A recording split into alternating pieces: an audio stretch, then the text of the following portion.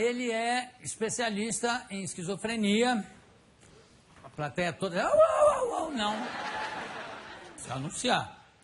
É o psiquiatra Rodrigo Bressan. Por favor, Rodrigo.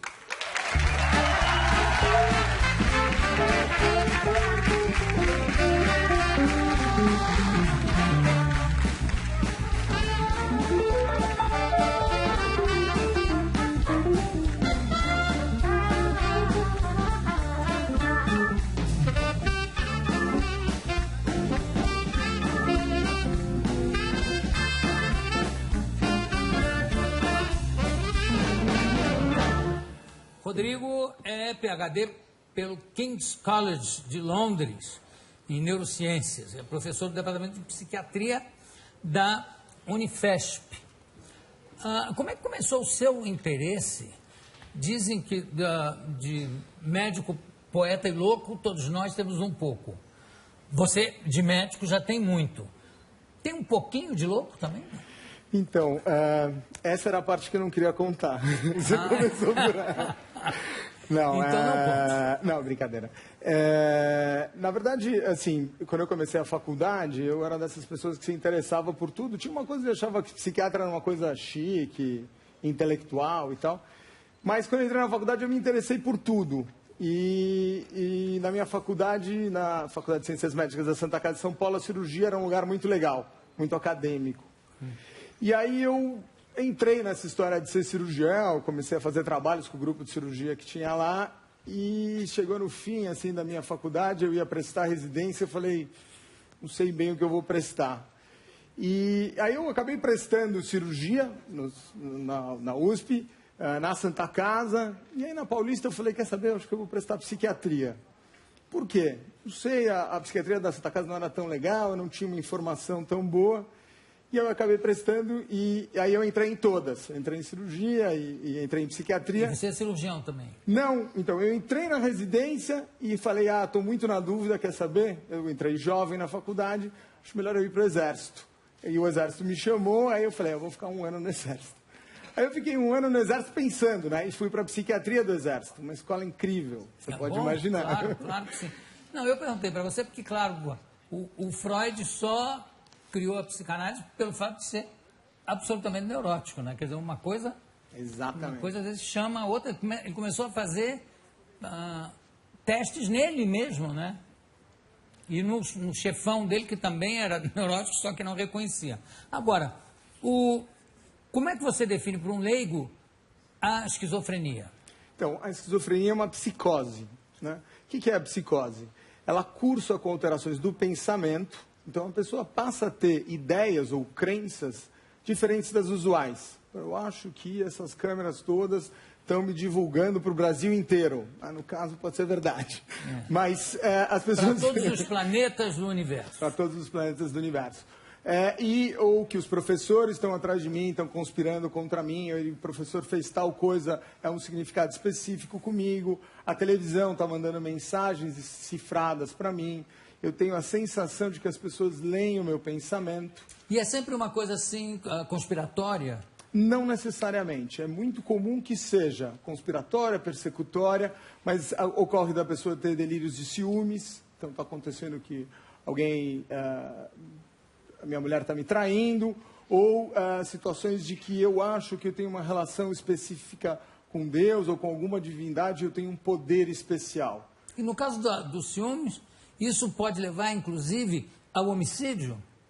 Porque, geralmente, a esquizofrenia não tem uma característica de violência, né? Isso. Mas pode, em casos específicos? Então, pode. Por quê? E isso é importante de entender. Porque as ideias são distorcidas, mas o nível de crença que a pessoa tem é total.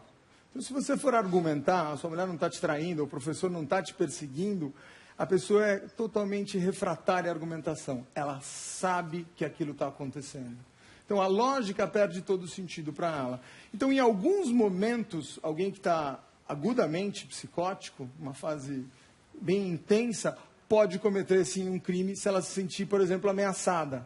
Então, eu achei que ele ia fazer alguma coisa comigo e eu ataquei.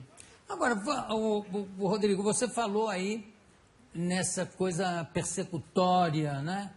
Isso não é também chamado de paranoia, não? Sim, sim. Quer dizer que o esquizofrênico é necessariamente paranoico? Necessariamente não, mas é frequentemente. É frequentemente. Exatamente, exatamente. Agora, uma coisa que eu nunca entendi é o seguinte, com remédio você consegue um equilíbrio no esquizofrênico. Claro. Não é?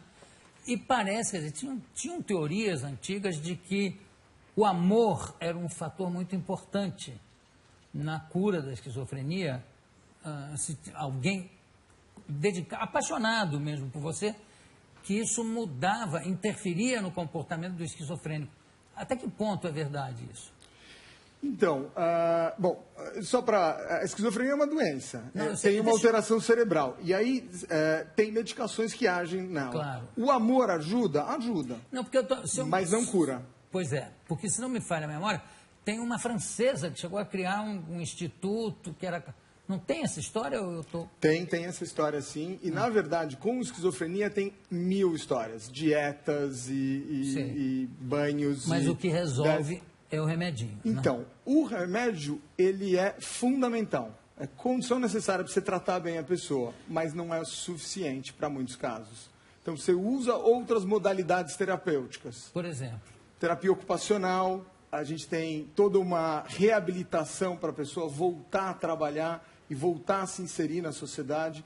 Porque é importante para as pessoas visualizarem o que é esquizofrenia. Tem essas alterações delirantes do pensamento, tem as alucinações, que é ouvir vozes ou ter sensações táteis, gustativas, que não estão lá. E também tem um grande retraimento social. A pessoa com esquizofrenia ela fica mais retraída. Ela tem muita dificuldade de estabelecer contato. E isso progride. Agora, o que é preciso para as pessoas entenderem, é difícil você visualizar o que é isso, né? O que é a esquizofrenia. É entender que a fase aguda, ela dura algumas semanas, alguns meses, mas a maior parte do tempo, as pessoas têm os seus sintomas razoavelmente bem controlados, para alguns totalmente remitidos, e mantêm um pouco desse retraimento. Agora, o retraimento é uma coisa difícil de tratar. Quais são os efeitos colaterais? Por que é que frequentemente o esquizofrênico para de tomar o remédio?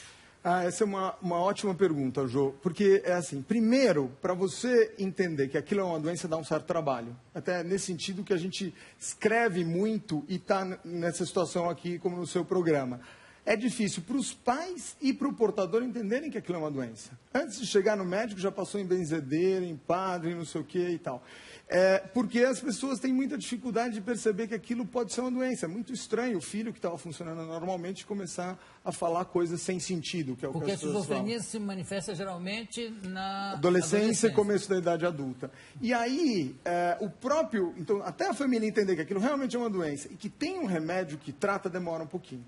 E aí você tem algumas gerações de remédios. Tem o que a gente chama de primeira geração, que dá um efeito colateral muito chato, um enrijecimento do corpo, como se fosse um Parkinson, induzido pelo remédio.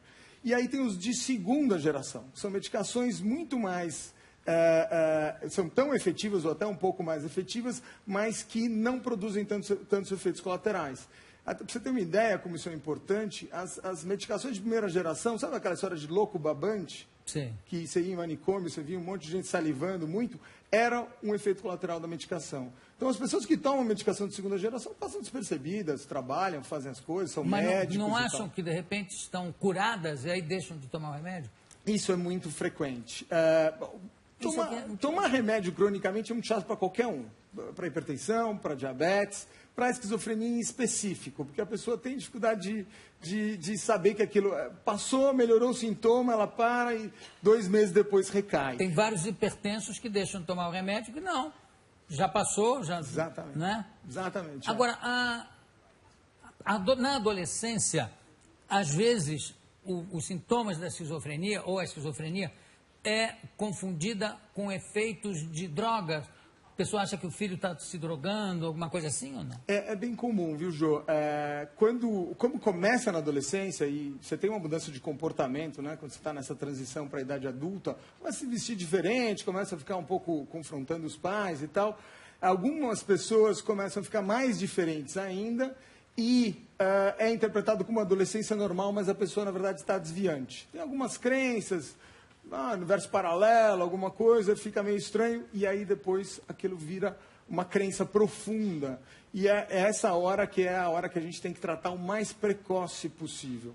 Sim. Isso é importante ressaltar, que a doença pode ser progressiva, é grave, mas se tratada precocemente e a pessoa tomar a medicação regularmente, fazer as terapias, você tem evoluções muito boas. A gente trabalhando, eu brinco que tem eu coordeno o programa de esquizofrenia da Escola Paulista de Medicina. E tem um dos portadores que publica mais artigos que a maioria dos meus mestrandos. Ele é mestrando. Então eu falo, olha, tá vendo? Isso aqui é uma doença, mas compatível com uma vida razoavelmente Eu já entrevistei normal. um portador de esquizofrenia que absolutamente tranquilo, útil à sociedade, né? Porque a incapacidade de produzir é um sintoma também da esquizofrenia. Produzir, eu digo, integrado na sociedade. Exato. Né? Pelo retraimento social e por alguns, às vezes, sintomas esses de delírio e alucinação que ficam muito tênues, isso faz com que a pessoa tenha muita dificuldade. Agora, o que é importante é o seguinte, quando ela para a tal do remédio, como a gente estava falando, ela tende a ter uma recaída, sintomas bem intensos. A cada recaída ela volta um pouquinho diferente. E nesse sentido, a parada do remédio é gravíssima. E aí agora você tem novas medicações injetáveis que permitem você tomar uma injeção por mês. Isso ajuda bastante, porque o pai não fica naquele desgaste, filho, você tomou o remédio, não tomou, e isso facilita bem. Quando botou na boca, fingiu que engoliu, não engoliu. Exatamente. E a inteligência do esquizofrênico, na média, é uma inteligência superior, média ou inferior à média? Então, quando a gente fala de média, ela tende a ser um pouquinho abaixo da média. Mas, obviamente, que você tem alguns destaques, como o Prêmio Nobel. Matemático lá, como é o John Nash. Ele é uma pessoa de uma inteligência superior, uma doença relativamente grave, né? Quem viu o filme vê as alucinações como são intensas e duram o filme inteiro. Mas que continuou produtivo. Ele até tem uma evolução que, comparado com alguns portadores, é até bem pior do que a gente vê atualmente. Porque ele é internado várias vezes, ele tem que sair do trabalho por um tempão e tal. Eu pedi para a gente gravar um depoimento do Bruno Galhaço, que interpretou um esquizofrênico na novela. Vamos ver, por favor, Bruno? Boa noite, Jô. Boa noite, Rodrigo. Então, na época que eu fiz o Tarso, de Caminho das Índias, eu vou contar uma historinha. Eu estava andando na rua, a novela estava no meio, e um garoto me parou. Falou, pô, Bruno, você está fazendo o esquizofrênico, como é importante para mim? Eu falei, por quê? Ele falou, porque eu sou esquizofrênico. Tomo remédio, faço tratamento, e eu queria te agradecer, porque eu sempre tive preconceito. Ele tem esquizofrenia, esse menino. E hoje eu me sinto bem para falar para você, para falar para meus amigos, que eu sofro com isso, mas que eu tomo medicamento e eu posso ter uma vida saudável. E ele falou uma outra coisa muito importante.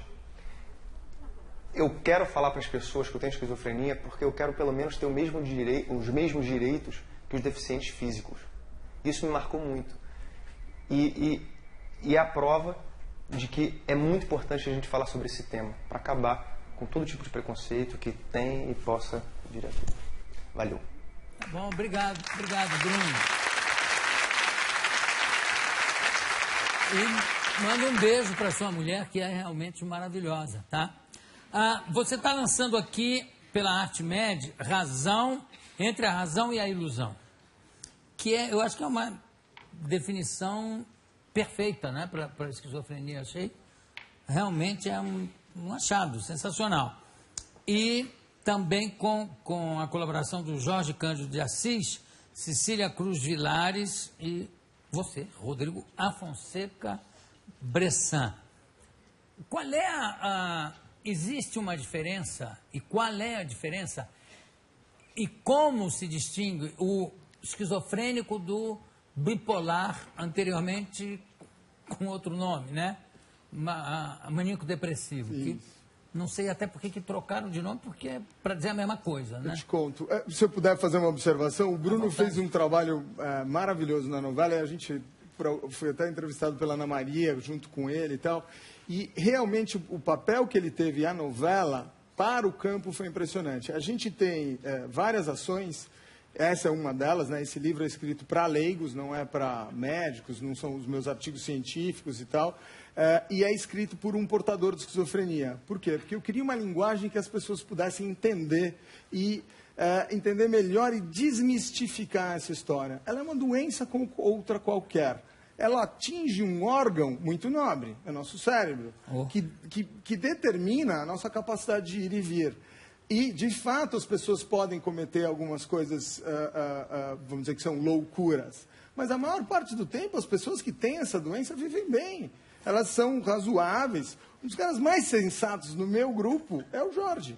Ele é portador, ele funciona como um ouvidor do programa, e quando você tem discussões de grupo, ele é extremamente sensato. Ele e também é difícil definir o que é loucura, né? Porque tem muitos que não são portadores e que cometem loucura. Exato, é engraçado isso. Você pode ter uma doença que na fase aguda está associada a atos de loucura, mas você pode não ter nada e bater no teu chefe porque teu chefe gritou com você, o teu chefe pode surtar, como você fala, ou dar uma de louco. Então, eu acho bom a gente distinguir essas duas coisas. Isso aqui é uma doença como qualquer outra. Em relação ao bipolar... Então, te respondendo. Quando o Kraepelin, que é o alemão, que no final do século XIX, começo do século XX, descreveu a esquizofrenia e, na época, a psicose maníaco-depressiva, ele percebeu que algumas pessoas tinham flutuações de humor muito intensas, tanto para a depressão, quanto ficar muito eufórico, muito exaltado. Na exaltação, você tem sintomas psicóticos, você pode ter. Então, a pessoa pode ouvir vozes, pode achar que é Deus e tal. E aí ele chamou isso de psicose maníaco-depressiva. E aqui ele chamou, na esquizofrenia, de demência precoce. Então, eram quadros de indivíduos jovens e que demenciavam e que perdiam rapidamente. Essa mesma separação foi revisitada por vários autores ao longo da história, mas ela tem uma validade importante. E, principalmente porque você tem remédios que funcionam bem aqui, que são os antipsicóticos, e na psicose maníaco-depressiva, você usa o lítio. O que é importante também é que os antipsicóticos funcionam nas duas doenças. Sim. Então, quer dizer, dá para você separar como definição, né, o que é o maníaco-depressivo, o que é o bipolar e o que é o esquizofrênico. Não é todo esquizofrênico que é bipolar. Agora, para terminar, eu queria fazer uma pergunta em relação ao negócio de ouvir vozes. Então, você pega Joana d'Arc. Joana d'Arc podia ser... Havia a possibilidade dela ser uma esquizofrênica? Olha, eu não sou muito familiarizado com a história da Joana d'Arc, mas assim... ouvia vozes, mandava ela ir para a guerra. Isso, isso é interessante. Alucinações não são próprias só da esquizofrenia. Num quadro de mania, num quadro de depressão, você pode ter alucinação. Tomando uma droga, tomando ayahuasca, uma intoxicação grave de cocaína, você pode ouvir vozes. O padrão das alucinações dentro da esquizofrenia, elas estão muito associadas aos delírios. Então, eu acho que o professor está me perseguindo, vem uma voz e me diz que é melhor sair da sala de aula rapidamente, porque vai acontecer alguma coisa. Então, existe uma associação entre uma coisa e outra. E nós médicos sempre vamos falar, olha, você não está ouvindo a voz de fato, ou muitas pessoas falam, não, você não está ouvindo a voz e tal, mas não é verdade. Na verdade, a pessoa está ouvindo a voz. A voz é produzida dentro do cérebro dela. E tem estudos mostrando isso com muita clareza. Se você puser alguém num aparelho de ressonância funcional que mapeia a atividade cerebral, durante a alucinação, você consegue discriminar as regiões que estão acesas. Até tem uma história engraçada, porque tinha um colega meu que fazia essas pesquisas e eu ajudava ele nessas pesquisas. E aí ele falou, olha, esse aqui é o mapa de ativação do seu cérebro durante a alucinação auditiva que você tem.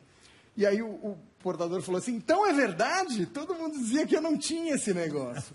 É lógico que é verdade, o fenômeno existe. A única coisa que não é correta é que não vem de fora da que você cabeça. Atribui exatamente. O fenômeno. Ele é fruto da doença. E a doença está associada em não perceber que aquele fenômeno é dele mesmo. Bom, eu conversei aqui, aliás, tomei uma aula aqui maravilhosa do psiquiatra Rodrigo Bressan. Muito obrigado pela sua presença aqui conosco. Daqui a pouco a gente volta.